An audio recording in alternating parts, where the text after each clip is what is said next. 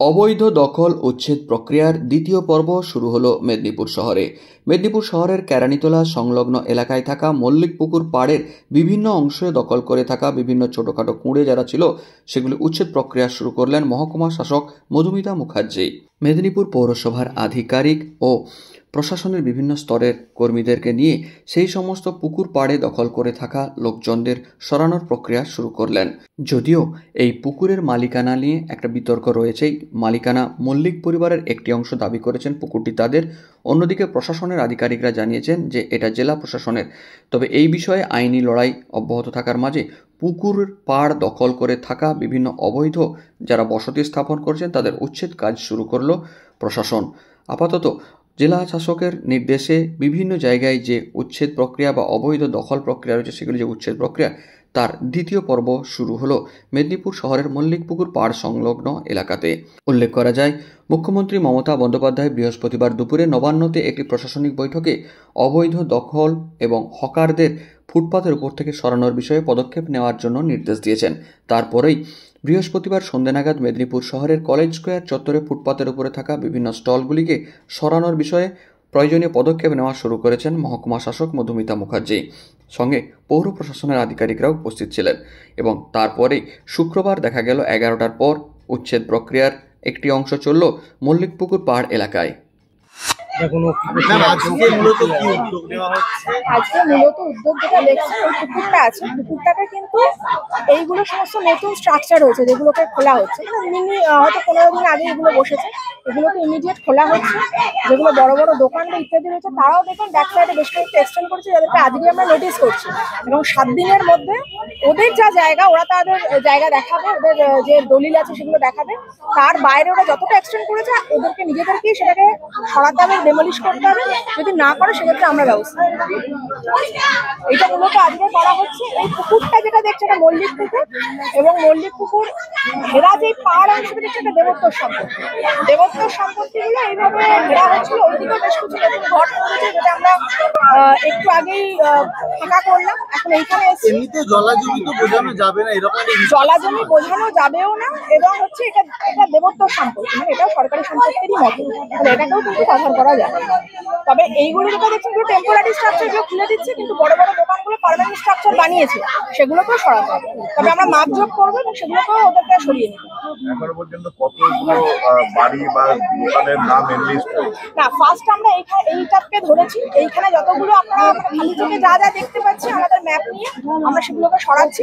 এরপরে যতগুলো এরকম ধরনের জায়গা আছে সব জায়গাতে আমরা চিহ্নিতকরণ এবং চিহ্নিতকরণ করা হলো। যেমন এখানে একটা নিডি ফ্যামিলি আছে, যারা ভাড়া থাকতো, দিন 15 আগে এখানে এসে বসেছে, তো ভাড়া থাকতো তারা ভাড়াই উঠে যাবে এবং আমরা একটা ওদের জন্য হাউস ফর অলের অ্যাপ্লিকেশন নিয়ে রাখবো।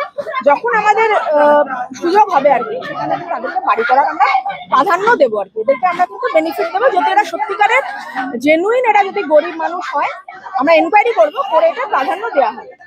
এই প্রসেসটাকে কি বলবো, উচ্ছেদ না পুনর্বাসন? এদেরকে পুনর্বাসন দেওয়া হবে, কিন্তু আপাতত পুকুরটাকে আমাদের বাঁচাতে হবে, কারণ পুকুরটা পুরো ব্লক করে নিয়েছিল এবং এটা দেবোত্তর সম্পত্তি, মানে সরকারি জমিও প্লাস পুকুর বোঝানো, দুটো জিনিসের এগেইনস্টে কিন্তু এখানে আমরা অ্যাকশন নিয়েছি। না, এটা আমাদের কোনো উচ্ছেদ নয়, আমাদের হচ্ছে যারা যারা সরকারি জায়গা বা পুকুর পাড় বন্ধ করে বাড়ি বা তারা বাসস্থান বা ব্যবসা করছেন তাদেরকে এখান থেকে সরে যেতে বলা হবে। কেননা আমাদের সরকার, মাননীয় মুখ্যমন্ত্রী যা বলেছেন যে তাদেরকে পুনর্বাসন বা অন্য কোনো অল্টারনেটিভ ব্যবস্থা করে এই কাজগুলো আইন মাফিক করতে হবে। তো এইভাবে যদি আস্তে আস্তে করে দখল হয়ে যাচ্ছে পুকুর পাড়, হ্যাঁ, এডিএম এলআর, সেগুলোও আজকে তাদেরকে নোটিশ, আজকে বিএলআরও সাহেব, এটা এডিএম এলআর সবকেই নোটিশ করা, আজকে বিএলআর সাহেব সকাল থেকেই এসে নোটিশ করা হচ্ছে। ওদেরকে 7 দিনের মধ্যে কাগজপত্র নিয়ে অফিসে আসতে, যদি আপনার নিজের না হয় সরে যেতে হবে, নাহলে সরকার তার কোনো প্রয়োজনীয় ব্যবস্থা নেবে। যাদের যাদের প্রয়োজন আছে তদন্ত সাপেক্ষে, যে যাদের খুব দরকার, যাদের নেই তাদেরকে ব্যবস্থা করা হচ্ছে। যেমন হকারদের ক্ষেত্রেও আমাদের তাদেরকে পুনর্বাসনের ব্যাপারে একটা উদ্যোগ নিতে বলেছেন মুখ্যমন্ত্রী, তারা সেই উদ্যোগটা আমরা শুরু করেছি গতকাল থেকে। আমাদের মাননীয় এসডিও ম্যাডাম তিনি সঙ্গে থেকেই আমাদের অনুসন্ধানগুলো হচ্ছে। এখন কালকে 7টা হয়েছে।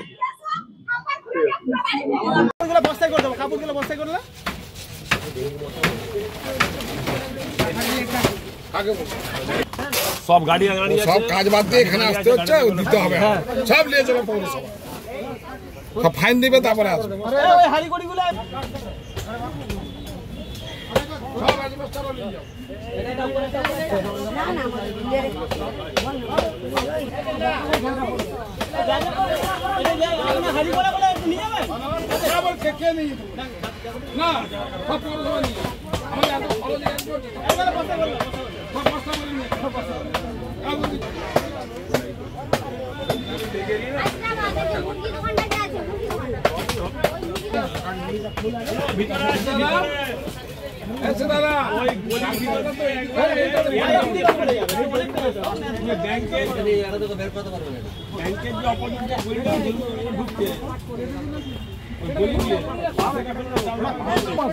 এটা তো দখল করছে, ঘুম দরকার নয়, পরে ঘুমিয়ে যাবে। এখানে কোনো জিনিস ইউটেন্সিল সব অফিসে সিল যাবে, পয়সা জমা দিয়ে নিয়ে যাবে, সব কাজ আমার উপর আসতে হয়, আমাদের সব জমা দিবে, টাকা জমা দেওয়া, ফাইন জমা দিতে হবে। আবার কি এগুলো তো খরচা হচ্ছে, কি হচ্ছে না, সব হিসাব এইটাকে এই গোবিন্দ দা খোলা হবে বলছি, শুনো না,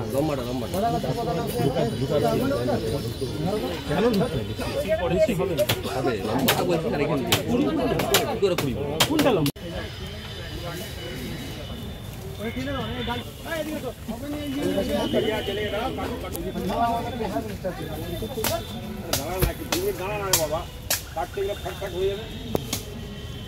আর লোক বসে আছে সামনের দিকে, মাঝখানটাকে খাওয়া হয়ে গেছে, সাইকেল দোকানের পিছনে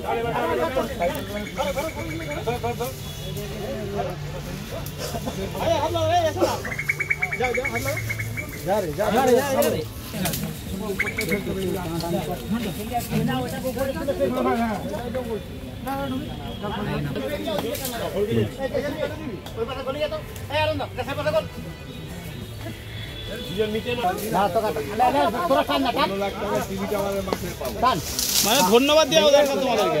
টান টান সোজা টান, কোথায় যাবে? টান গাড়িটা দাঁড়িয়ে আছে না ট্রাক্টরটা, হ্যাঁ নিচে নামতে হবে দুজনকে, হ্যাঁ নিচে নামলে হবে। টান টান আমরা অভিযোগ করেছিলাম, ওই বাইরে উনি অভিযোগ করেছিলেন, সেই আমরা বলেছিলাম আমাদের কাছে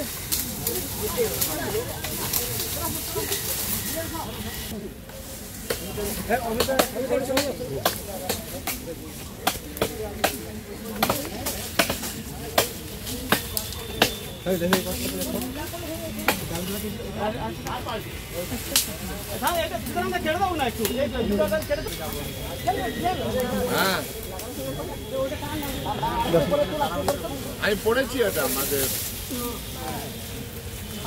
তাহলে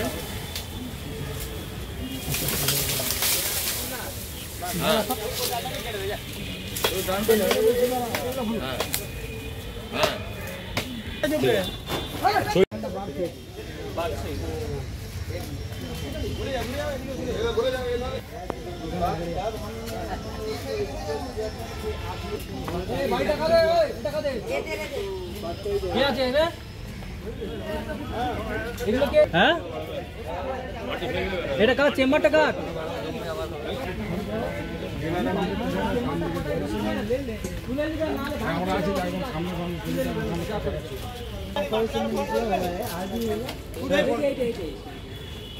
আজ আজ আমরা চারলা পরে উপরে ছেড়ে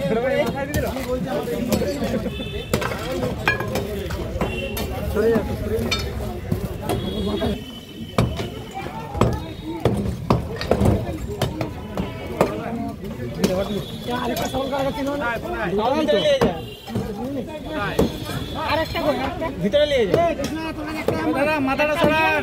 ওই বাবু বাবু দেখবি আমার নিজেরাই নাকা হয়ে যায়, ফল পাচ্ছে।